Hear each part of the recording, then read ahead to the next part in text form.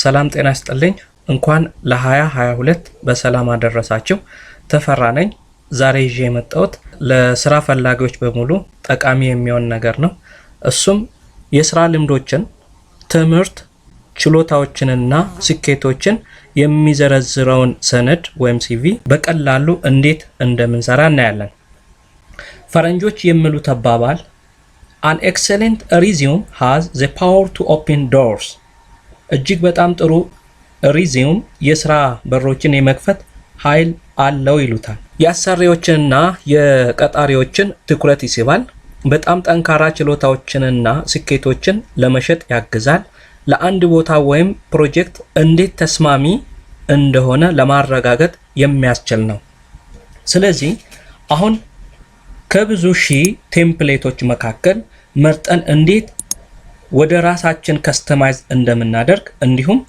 ፒዲኤፍ ወይም ወርድ ፋይል አፕሎድ አድርገን እንዴት በቀላሉ ኤዲት እንደምናደርግ እናያለን ከሪዚዩም አይነቶቹ ብንነሳ 9 የተለያዩ አይነቶች አሉ እነሱም ሚኒማሊስት ሪዚዩም ሃይ ስኩል ስኮላርሺፕ ፕሮፌሽናል ፎቶ አካዳሚክ ኮርፖሬት ኮሌጅ እና ሲምፕል ሪዚዩም የሚባሉ ናቸው ሚኒማሊስት ሪዚዩም የሚባለው አነስተኛ የስራ ልምድ ቃለ መጠይቅ ለማግኘት የሚያስፈልጉትን በጣም አሳማኝ ዝርዝሮችን ብቻ የሚያካትቱበት ባለ አንድ ገጽ ሲሆን በሙያ ገና ጀማሪዎች የሚጠቀሙበት ሪዚዩም ነው እንግዲህ በዛሬ ቱቶሪያል ላይ ፕሮፌሽናል ሌሎችንም እንደዚህ መዘርዘር ይቻላል ሁሉንም በዛሬው በፕሬዘንቴሽን ላይ መጨረስ ስለማይቻል ዛሬ ፕሮፌሽናል ሪዚዩም የሚለውን እናያለን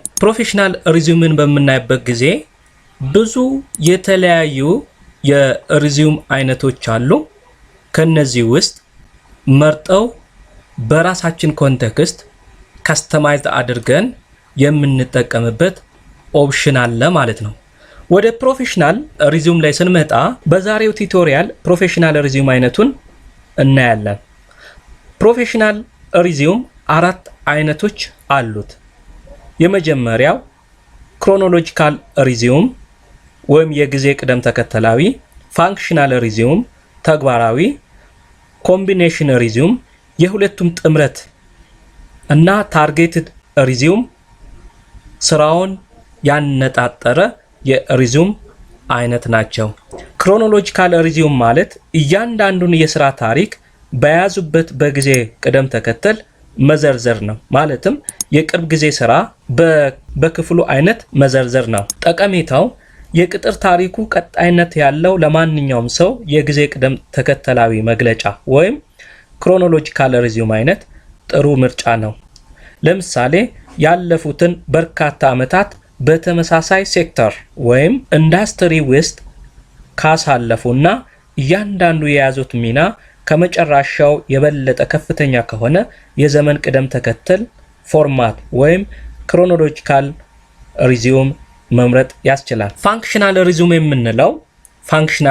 ሪዚዩም የምንለው ከእያንዳንዱ ስራና ከያዙት ስራ ይልቅ በሙያዊ ችሎታ ወይም ስኪል ላይ የሚያተኩር ፎርማት ነው እዚህ ጋር ሆነ የሚታየው አንድ ስፔሲፊክ ኤሪያ ላይ ክሮኖሎጂካል ኦርደሩን ሳይጠብቅ ስኪልን ይዘረዝራል እዚህ ጋር የኢምፕሎይመንት ሂስትሪ ለብቻ ከታች ተቀምጦ ታዩታላችሁ ነገር ግን የክሮኖሎጂካል ኦርደር ለየት የሚያደርገው ይሄኛው ስኪሎችን ይዘረዝራል ክሮኖሎጂካል ኦርደሩ ስኪልንም ጎን ለጎን ታይም ፍሬሙንም ያስቀምጣል እዚህ ጋር እንደምታዩት ታይም ፍሬሙን በሪቨርስ ኦርደር ያስቀምጣል ማለት ነው ፋንክሽናል ሪዚዩም የሙያ ልምዶችን በክህሎት ወይም ችሎታ ምድቦች ላይ መመደብ ነው ሌላኛው ኮምቢኔሽን በችሎታዎችና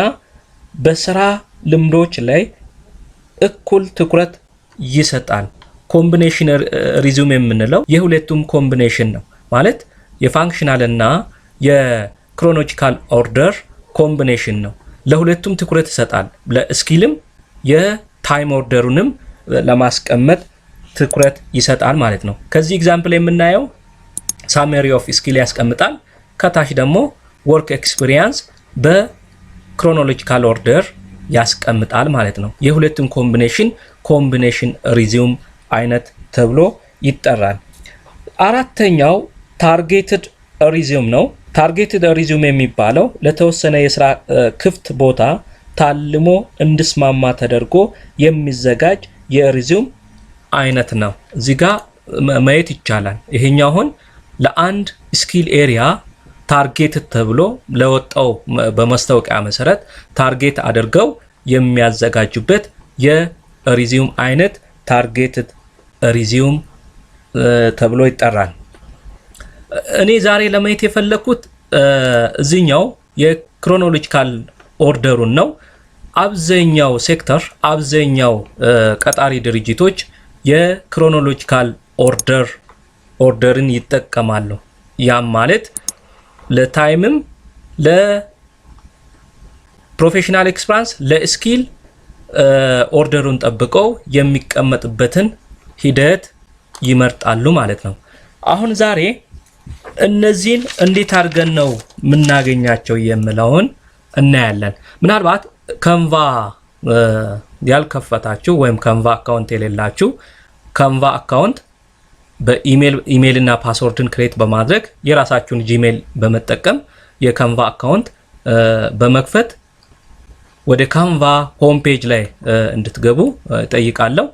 ምናልባት how to start ካንቫ የሚለውን በዚህ በዩቲዩብ ፔጃችን ፖስት ያደረግነው በሞባይልም በፒሲም እንዴት መጠቀም እንዳለብን ካንቫ እንዴት መጀመር እንደምንችል የተገለጸው ነገር አለ። እዛ ላይ ማየት ይቻላል ማለት ነው። አሁን እኔ መጀመሪያ ካንቫ ሆም ፔጅ ከፍቻለሁ። ይሄ የሚያሳየው ካንቫ ሆም ፔጅ ነው። ካንቫ ሆም ፔጁ ላይ ሰርች ባር ላይ እዚች ጋር ሪዚዩም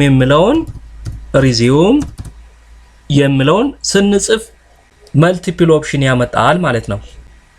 ቅድም የዘረዘርናቸውን የዘጠኝ የሪዚዩም አይነቶችን እዚህ ጋር ይጠቅሳል።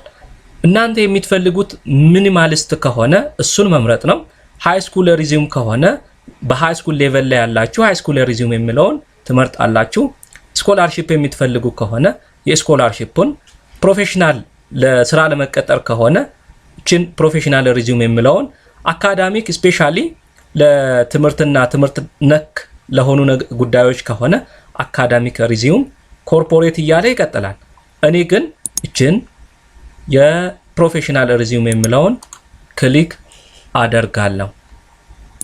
ከዛ በኋላ ፕሮፌሽናል ሪዚዩምን ክሊክ ካደረግን በኋላ ብዙ አይነት ቴምፕሌቶች አሉን፣ በብዙ መንገድ የተሰሩ ማለት ነው።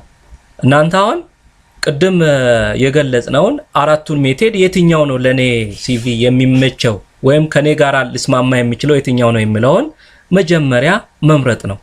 ክሮኖሎጂካል ኦርደሩ ነው የሚመቸኝ፣ ፋንክሽናሉ ነው፣ ኮምቢኔሽን ኦፍ ዚስ ቱ ነው ወይስ ታርጌትድ ለስራው ታርጌትድ የሆነ ሪዚዩም ይመቸኛል ወይ የሚለውን መጀመሪያ ፕሪዲክት ካደረግን በኋላ እዚህ ውስጥ እንፈልጋለን ማለት ነው። ከነዚህ ውስጥ ሁለት አይነት ኦፕሽን ነው ያለው። አንደኛው በመክፈል የምናገኝበት ኦፕሽን አለ። በጣም ጥሩ ደስ የሚሉ ፕሮፌሽናል ሪዚዩሞች አሉ፣ ግን የተወሰነ ክፍያ የሚጠይቁ ናቸው። ለኛ ደግሞ ስለማይመች ፍሪ ኦፕሽንም ደግሞ ስላለ ፍሪ የሆኑትን መርጠን ካሉት ከነዚህ ከቶንስ ኦፍ ቴምፕሌቶች አንደኛውን ዝም ብለን ክሊክ እናደርጋለን ማለት ነው። ለምሳሌ አሁን እችን ክሊክ ባደርግ ይሄንን ይከፍትልኛል።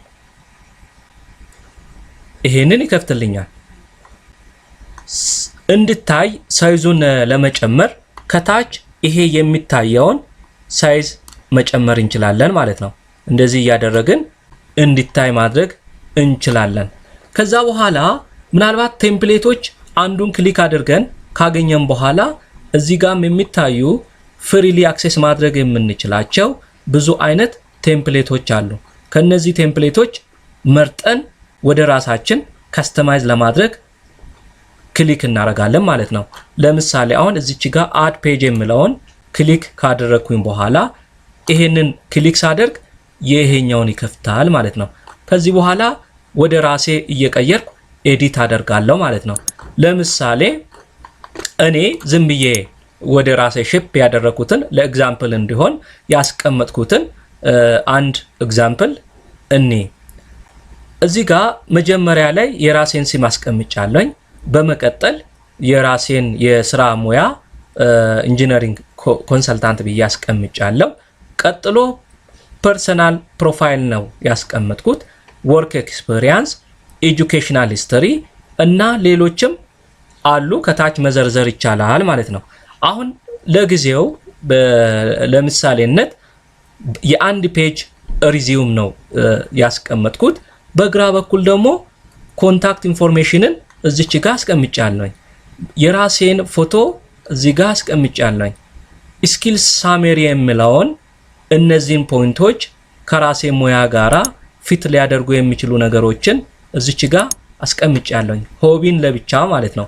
ስለዚህ ይሄ ሳምፕል ለእናንተ እንዲሆን አንድ ሳምፕል የሰራሁትን ነው እያሳየው ያለሁት።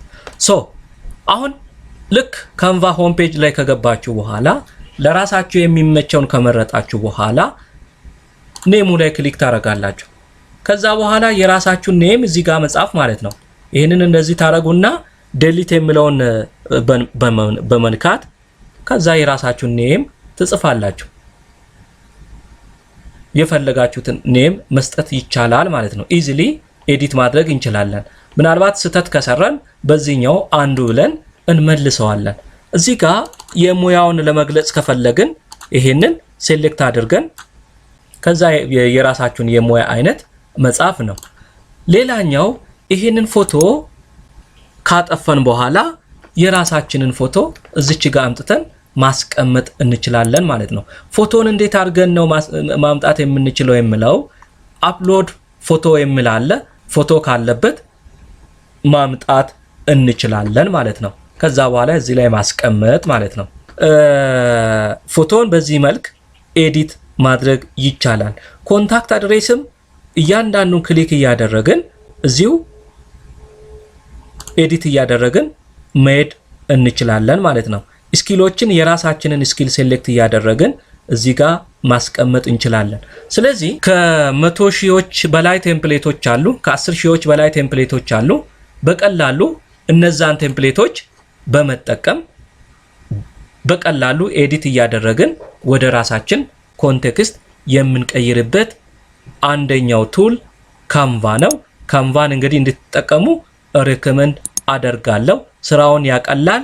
በፈለግነው ከለር ይሄንን ክሊክ አድርጌ ለምሳሌ ከለሩን ለመቀየር ስፈልግ ከነዚህ ከለሮች ይሄንን ማድረግ ይችላልው፣ ይሄኛውንም ማድረግ ይችላልው። እየቀየርኩ በሚያምር መንገድ ማስተካከል ስለሚቻል በካንቫ ሲቪዎቻችሁን በመጠቀም ውጤታማ ለማድረግ እንድታደርጉ ለማሳሰብ እፈልጋለሁ። እነዚህ በብዙ ሺዎች የሚቆጠሩ ቴምፕሌቶች ይረዳችኋል፣ ያግዛችኋል ብዬ አምናለሁ። መልካም አዲስ ዓመት እንዲሆንላችሁ እየተመኘው በዚሁ እሰናበታለሁ። ቻው።